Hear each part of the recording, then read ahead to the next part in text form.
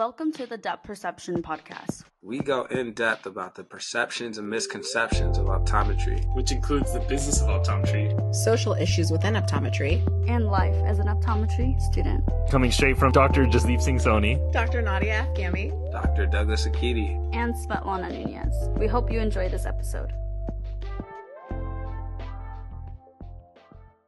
What's up, pod? Everybody's back here, and we got a special guest, Angela. Hey. Hello, how are you? Thank you for having me. Yes, thank you, Angela, for joining us.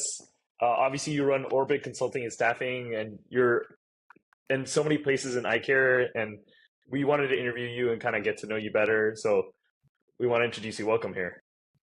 Thank you so much. It's a pleasure. I definitely have been in the industry for a little bit. The applause. You're the best. You're the best. Thank you. So I enjoy sharing information. I think that that's how we make each other better, at what we do and better for each other. So yeah, I'm looking forward to talking with you all tonight. No, thanks for coming. So Angela Best. So Angela, you contacted me. You're like, hey, I need to come on the pod. I really want to talk about some deeper topics. So like today's topic that we really want to focus on is cultivating workplace culture and etiquette. Tell me about why that came to your mind. Tell me about your background. Get into it. Absolutely. So I have spent over 25 years in medicine. A big chunk of that, 20 some odd years of that, has been in eye care, ophthalmology. I helped build networks and bridge the relationship between ophthalmology and optometry, really supporting the optometric community with like co-management and just supporting their staff, helping them to really step into that role and kind of be that liaison between the patient and the surgeon, and just making sure that like communication and respect and all those things were mutually, enhanced by both relationships for that patient. So it's been a very interesting ride. I've been very fortunate to learn and get to know a lot of wonderful doctors and their staff. It's been interesting to see the landscape, how it's changed over the last 20 years. Just in 2020, when the world was changing, there was an opportunity for me to step up and help the community that I'm so connected to, and help with the staffing side, which was something that I hadn't done in the past. So I kind of stuck my foot into the recruiting world and tried to, just like we changed the game of co-management, kind of turn the recruiting kind of world on its head too, and make it much more personable and about finding the right relationships and the right rapport, more matchmaking than just kind of plugging somebody into a job. Because a lot of what we heard over COVID was, I don't feel appreciated. This isn't the right fit for me. Or, I wish these things, fill in the blank. And then from the employee side, but then from the employer side, kind of, maybe somebody didn't get invited back to, once we started opening back up. So lots of interesting dynamics. So we wanted to fill that space and be able to help people find that right fit. So I just think it's very interesting now where we're at, now that we're back fully, hearing from a recruiter side and a consultant side, from both sides, being kind of like that middleman in between the employer and the employees, different scenarios that happen and come up. And I thought it would be this would be a great opportunity to kind of share some of those insights and figure out how we can be our best for each other all the way around. Yeah, absolutely. You have a really unique background, and you're definitely plugged in eye care here. And so it's going to be really interesting to see and hear your perspective about, cultivating this workplace culture.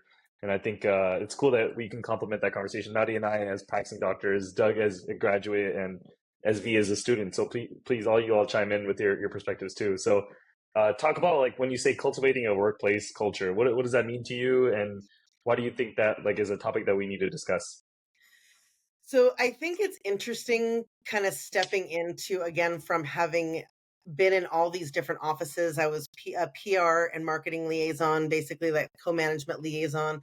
So I was in hundreds of offices, meeting thousands of different types of people coming from all different areas. And when I started doing the recruiting side of things, we do an intake with the doctor. And one of the big questions that I would ask them is, well, what's your workplace culture? And this was again about, in 2020, even early, 2021. And there was always this question. They're like, well, I don't know what my workplace culture is, or, it was just an interesting question. And the responses that I got were very kind of muddled. So I think that it's important as somebody that practices to understand what their work culture is, what the kind of culture they want to create, that their patients are going to see in their vision of care. Like as that doctor, you are the captain of the ship. So if you don't establish your work culture and what you want your patients to feel when they walk in, then your culture will kind of create you. So it's really important to own that part of it and to understand what it is that how you want your patients to feel, how you want your team to feel, because you are that captain of that ship and it comes from you down. So if there's not a defined, you know, culture experience, it's gonna get away from you, and you're gonna wonder how your practice ended up being this way. Fill in the blanks of things that you do or do not want, if that makes sense. No. There's silence. I want to see if anyone wanted to jump in here. I'll just keep jumping in then. So you're saying this workplace culture is important to step for the top down because then everybody will follow line in order. Are you saying you've seen offices where there's different instances where you're saying the staff comes in and sets that culture, or that culture is set somehow in a different way? It's, I think we all are responsible for the culture.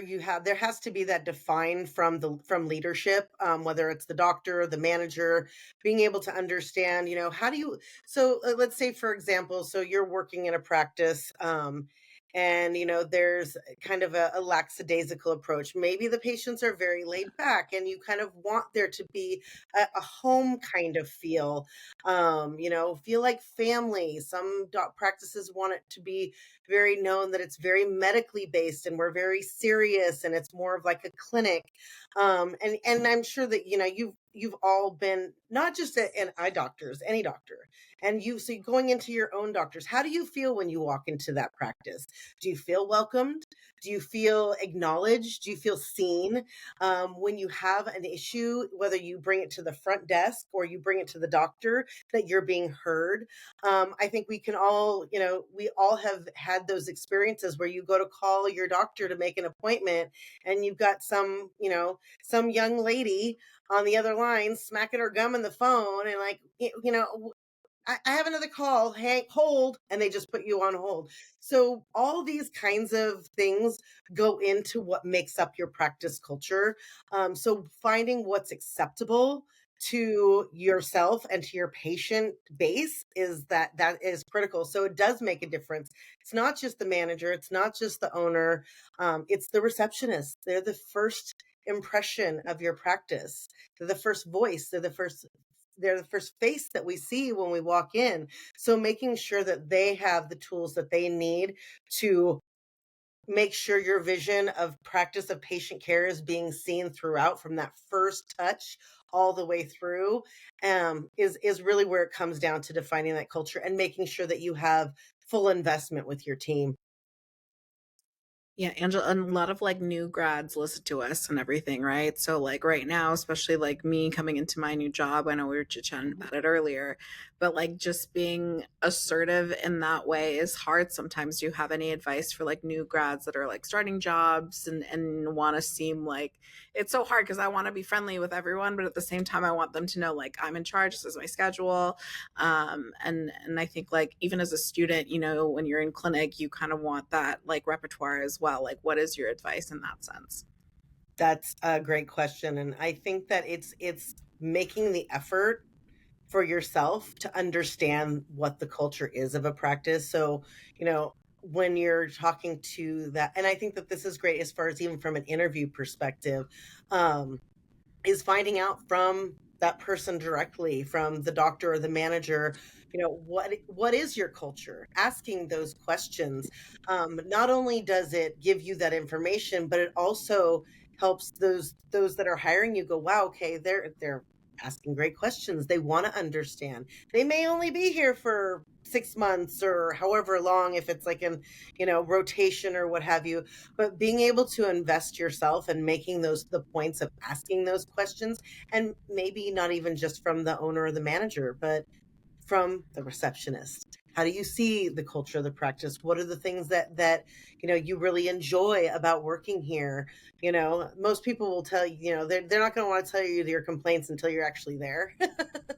But as far as hearing it from all sides, because then that will show you how connected that practice is. And I think that, again, that's a really important point. It's not just the leader, it has to go all the way through. So really asking those questions and listening for the answers, and then being able to observe it as well so that you can mimic what they're doing. Angela, I think that you've brought a lot of good topics about knowing a practice, getting to know its culture. I mean, we've kind of gone through a few examples, like a friendly culture. Do you want to give more examples of other cultures that you've seen? And then my question with that, how, like, if I'm graduating in a few months, how can I get to know the culture of that practice? Like, do I have to visit? Is it through the interview? Like, what's the best way for me to get to know that culture? That's a great question. And I think really important, again, going back to kind of how we do placement or recruiting for staff. I think very much can be adapted to, as a doctor stepping into a new position. I recommend to my practice owners, as much as I do to the talent that we're talking to, that requesting to do a shadowing day, or even if it's for a couple of hours, taking the time. They don't, a lot of places don't necessarily offer that, but that doesn't mean that you can't ask. And I think that it shows your investment in trying to find the right fit into a practice. So, you go on your interview and you ask those questions. What do you consider your practice culture? How do you want your patients to see your practice? Are great ways of kind of trying to vet out what that might be. Because again, I think you go back and some practices don't know what their culture is. So their culture is kind of being defined by just the daily interactions of patient care. But if when they do know, it's like that's a mission and it's very close to their heart. This is how I want my patients to see my practice. I want them to feel like they've walked into the Nordstroms of practices, or that everything is taken care of. You're called by name. We know your whole family. We have the latest technology. There's so many different ways of practicing now. Are you a medical heavy practice? Or do you do scleral lenses? Do what dry eye therapy? There's so many different kind of options, and we're getting to a point where it's becoming so much more defined. It's not just general optometry. There's a lot more options. So finding those places that align with where you want to see yourself in your trajectory, I think is really important. So asking those questions, are they open to, certain things that, maybe they're not doing scleral lenses and that's something you're really passionate about. Are you open to that? So getting an opportunity to not just get your foot in there with the job, but seeing how this is going to align for your future and how you can align to their mission, I think is a really, and I think that those shadowing opportunities, when we go in to those options for those things, I always tell people to think about yourself actually being there. Like, this is going to be work for you for the next year, 2, 3, however long you're there. Really try to dive in as much as you can, asking lots of questions, not obviously to, where you're slowing down their pace of the day or seeing patients, but, taking those moments, at the appropriate times to, well, why do you do things this way? Because typically there will be a story behind that. Maybe, Jane Doe number 2 had some crazy issue, and because of that, it changed the way that they did things with patients. We realized, okay, maybe we're not being sensitive to certain issues, so let's address that and let's adapt. And so those are kind of ways, and same way I tell the doctors that are having them, give whoever's coming in for that shadowing or working interview the opportunity to get their hands in there a little bit so that you can see how they're going to adapt and adjust in situations that they're not going to be completely familiar with, because every practice is different. It's I hope really that cool.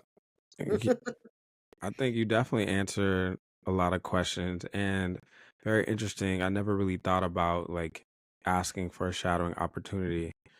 But like Nadia mentioned, we do have a lot of new grads slash people still in school, getting ready to graduate who watch this.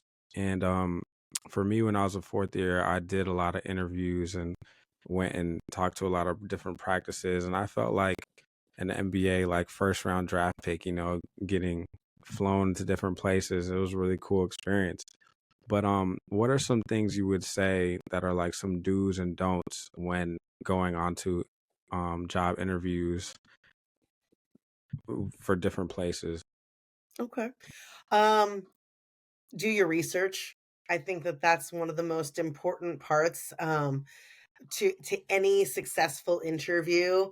Um, and I do this for my clients. If I have somebody reach out and they want, they're wanting to set up a time, that's one of the first things I do. I go and I check out their website.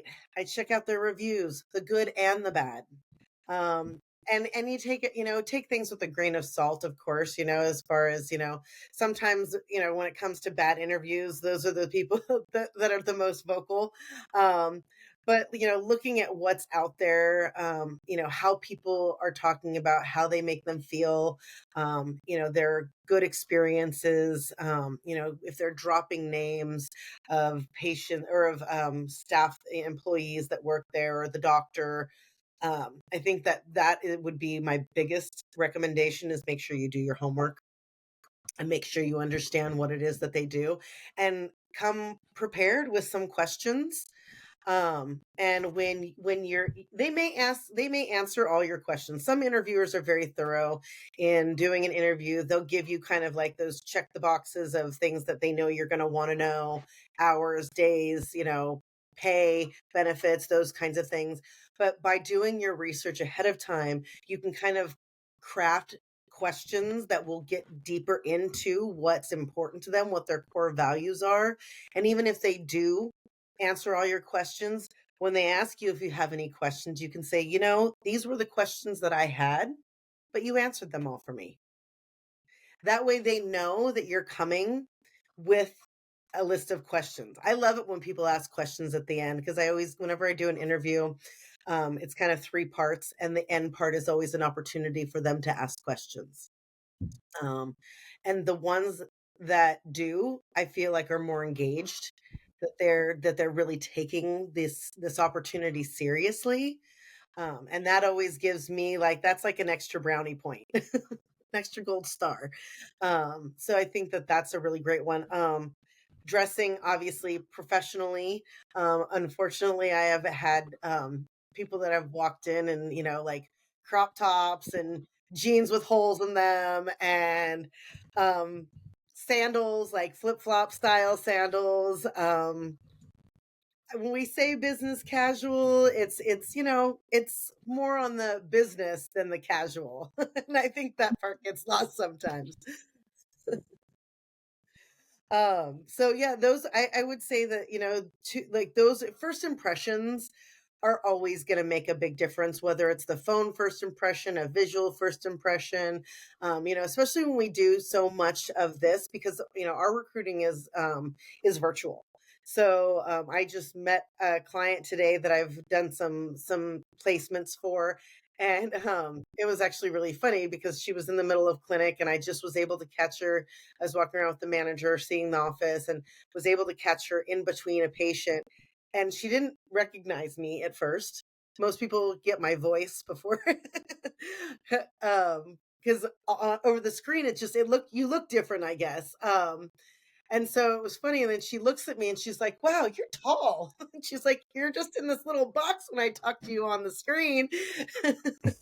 So I think that there is kind of a disconnect in some ways because we do so much in this virtual space that those kinds of things, when we do get a chance to meet, in person, that making sure that we present ourselves how we want to be seen is extremely important. Great points. I have a quick add on to what I asked you. So, we kind of like to know the nitty gritty in terms of like how much is the pay? What are the benefits? How do you ask that respectfully without sounding money hungry or, too thirsty? Yes, that's a great question too. I think that pay is always going to be on both sides. Everybody wants to know kind of what your pay range is. I think that is also a great lead in for, the working interview conversation.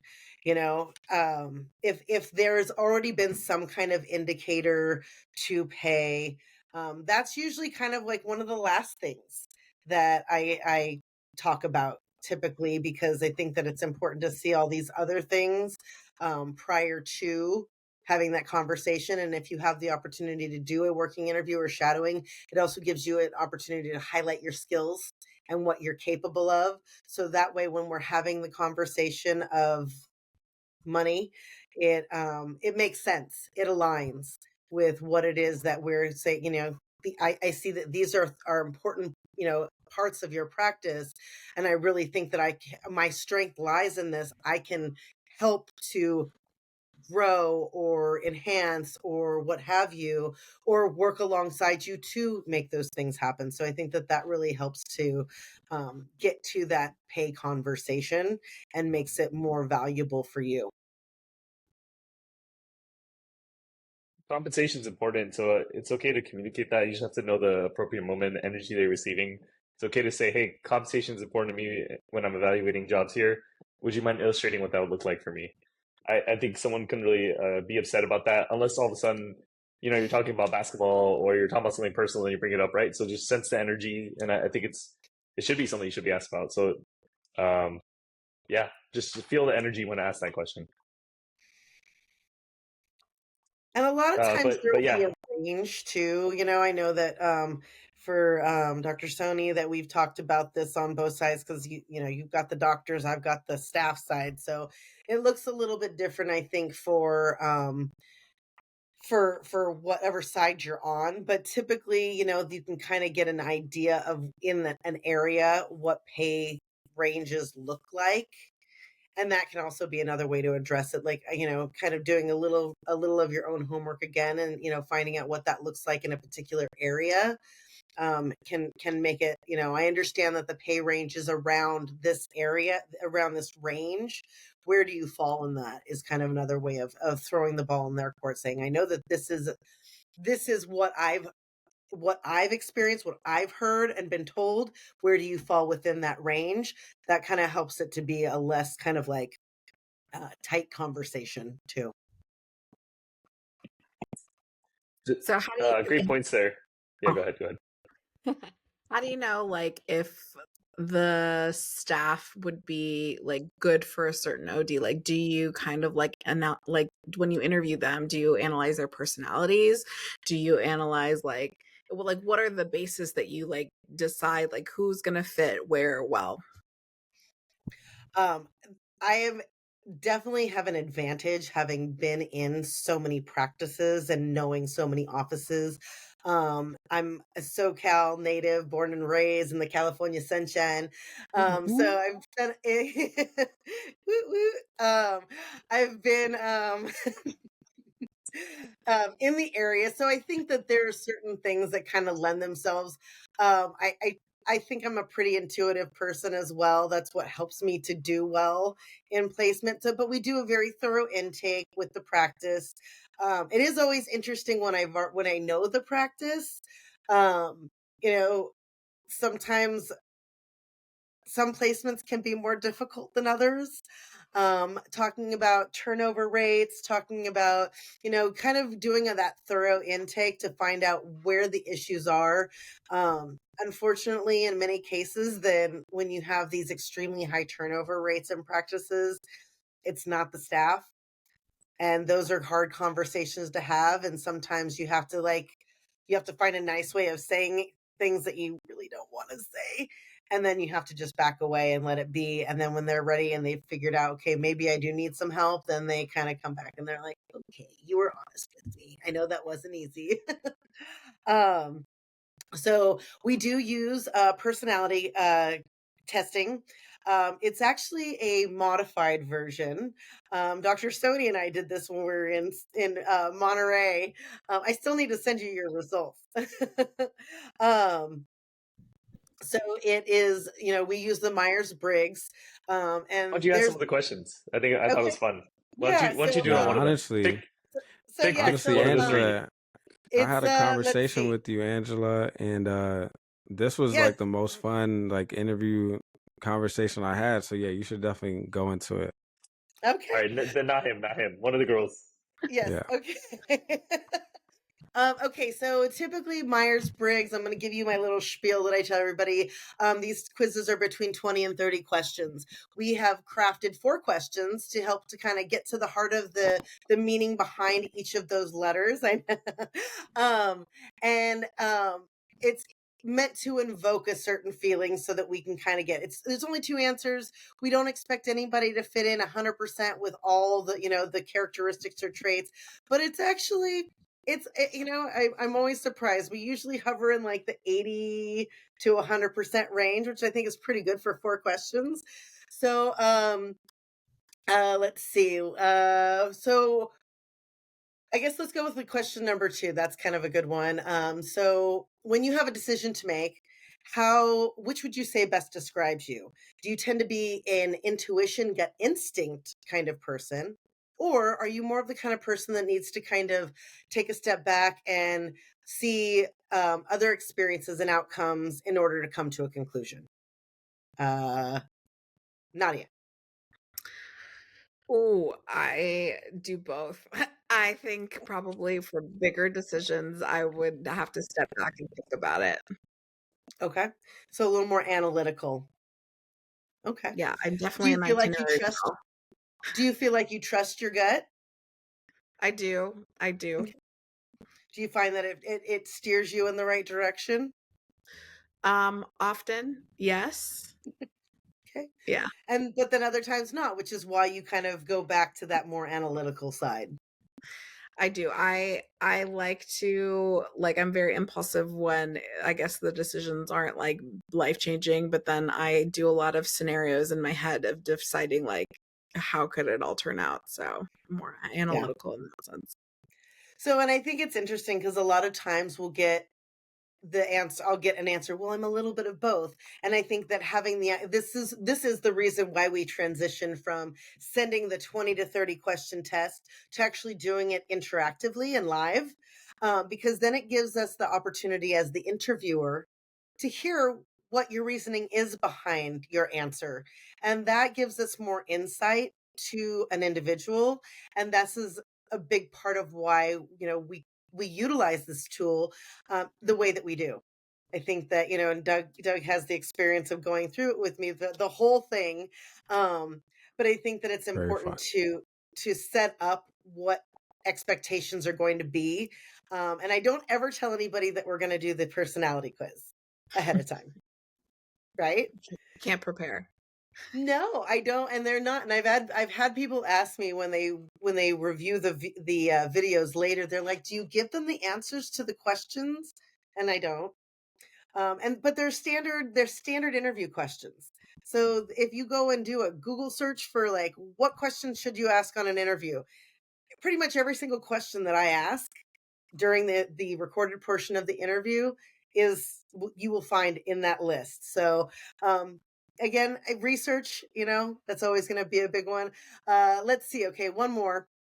So this is a hypothetical question. So let's say that you are currently in a job where you have a great team, great communication and camaraderie. Your manager has indicated that they're planning on retiring soon and they'd like to recommend you to take their place. However, there's another company that is offering you more money to try and recruit you away. How do you assess the situation? Do you have to think about it from a very kind of clinical, analytical perspective? Do a deep dive into the other company, find out what they're all about? But again, just think about it from a very kind of clinical perspective. Or do you look at both opportunities and everything that they have to offer, and at the end of the day, have to follow your heart in making your decision? Svetlana. Mm. I feel like you're not gonna like my answer because it's just like naughty. I guess I do both. All Um, right, explain. I think that I think I'm more of like a gut, follow my heart type of individual, but in this scenario, it's not that I don't trust my gut, but I feel like it's a decision that involves a little more rational. Like you need to think about it, kind of weigh your options. Mm-hmm. But when you were first asking the question, I think my mind went to if I'm with another company and leaving, like who am I leaving behind? You know, if they because assuming they've been good and it's been a great time, great company, just because I'm offered more money doesn't mean I'm going to go that direction. So then your answer would be follow your heart. Based on your response, like what your extra explanation tells me is that you do follow your heart. Because you're right, and that's what I hear from a lot of people. You know, I think we've realized, coming off the heels of the question about pay and compensation, I think that we've also realized, with everything that's happened in the last several years, that money isn't everything. I mean, it's a little harder right now because everything's so darn expensive. However, our peace, our space, our feeling like we are connected to the people that we work with, that's priceless. And in many cases, I've seen it happen where people will leave for more money and they're miserable because the culture is not what they wanted. The people that they, cared about, they don't have that connection. And I think that that kind of goes right back to the beginning, kind of almost full circle, is why culture is so important. Because at the end of the day, if you've got all the money and you're not happy, then what good is all the money? Right? Kind of. Yeah. Hopefully. I did actually. It's funny that you say that because I took a pay cut so that I could be closer to my house in my other job, and that ended up working out great because the culture was better anyway, and I just enjoyed it more. So in the long run, I was a better provider and I was a better human being. So Absolutely. There's so much time we spend. I often have the conversation with people about, on both sides, employers and people that are seeking their next work home, is how we refer to it. And not every practice is going to be like that, and those are some of the practices that I really don't, I can't work with, because there has to be an alignment, even for me, with the people that I work with. That's kind of the beauty of being your own boss. You get to decide who you do or do not want to work with. And there's times where you think and then once you start really getting into it, you're like, ooh, yeah. And you have to kind of excuse yourself out of that situation. So, and I think, again, that kind of goes back to my point previously about doing like the shadowing. I don't always get a chance to go into a practice because so much of what I do is virtual. But whenever I get the chance, I take that opportunity because it helps me to understand better who they are and how I can better serve them, and then serve the people that are coming in for them. So lots of tools in our arsenal. But at the end of the day, that connectivity is always so important. it seems like you set a good culture for your business here. And so that's great that you talked about culture and work etiquette and how we can apply that to eye care, whether we're being an associate, whether we're running a business, whether we're independent contractor, because as ODs, we are the leaders in this space and we're going to be working with staff and implementation. So thank you for spending all these thoughts and ideas. And it's cool learning about what you see from a staffing perspective too. So thanks for joining the pod. We really appreciate it. Absolutely. It's been my pleasure. Thank you so much for including me in this. It's been great. It's my first podcast, so hopefully not my last. Hey, Not your last. welcome. Can you Thank announce how people can reach out to you if they have questions? Absolutely. Please, there's a couple different ways you can. And if you're interested in becoming a part of the newsletter, we share lots of this kind of information, culture and, leadership toolboxes and pearls of wisdom just to help you along your working path. You can reach me at angela@orbstaff.com. You can also either text or call. The work line is 818-659-6040. And if there's a way we can help you reach your next level of success, that just is a good feeling for us.